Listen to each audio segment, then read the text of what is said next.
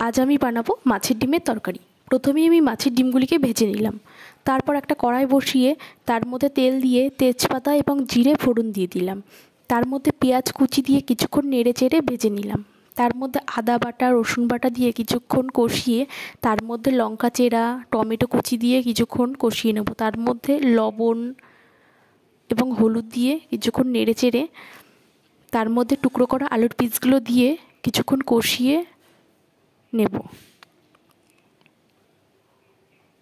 কষানো হয়ে গেলে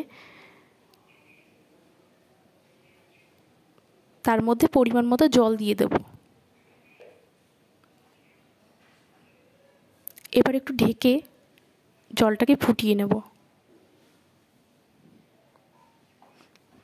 একটু নেড়ে চেড়ে তার মধ্যে মাছের ডিমগুলি দিয়ে আর একটু ঢেকে বসিয়ে রাখবো।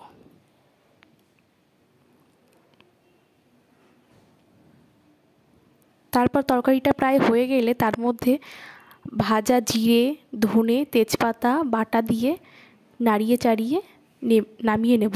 তাহলেই রেডি আমাদের মাছের ডিমের তরকারি।